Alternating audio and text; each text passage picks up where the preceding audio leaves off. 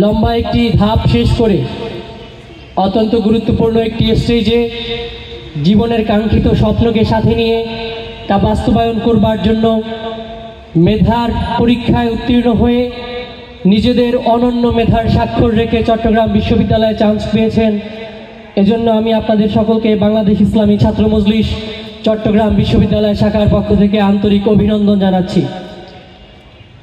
আপনারা আপনাদের যে কীর্তি গড়ে এই উন্মুক্ত প্রাঙ্গণে, এই প্রশস্ত বিশ্ববিদ্যালয় প্রাঙ্গণে এসেছেন, তার মূল্য আমাদের কাছে অপরিশোধযোগ্য বলে আমরা মনে করছি।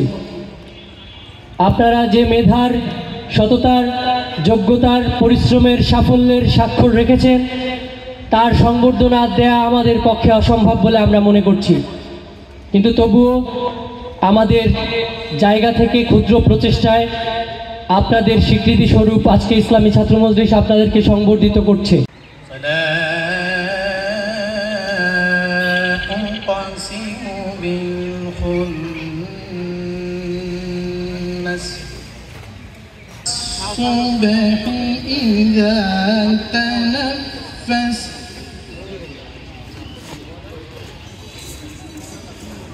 فلا الصبح إذا تنفس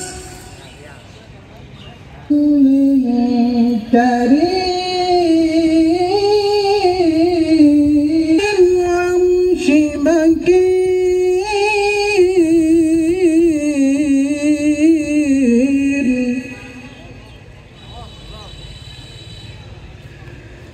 قد رآه بالأفق المبين فأين تذهبون إن هو إلا ذكر ভাষা জিজ্ঞাসা এবং 2023-24 শিক্ষাবর্ষের শিক্ষার্থীদের নবীন সংবর্ধনা অনুষ্ঠানে উপস্থিত সকলকে আমি আন্তরিক শুভেচ্ছা এবং মোবারকবাদ জানাচ্ছি। আমি আমার বক্তব্যের শুরুতেই শ্রদ্ধা ভরে স্মরণ করছি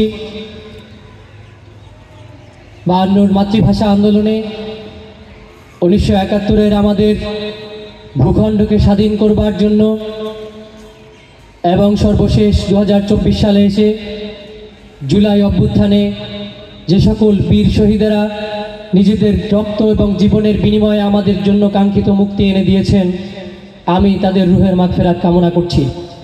বিশেষভাবে স্মরণ করছি জুলাই অভ্যুত্থানে ঘাতকের গুলিতে নিহত চট্টগ্রাম বিশ্ববিদ্যালয়ের দুজন বীর শহীদ, শহীদ হৃদয় তরুয়া এবং শহীদ ফরহাদ হোসেনকে।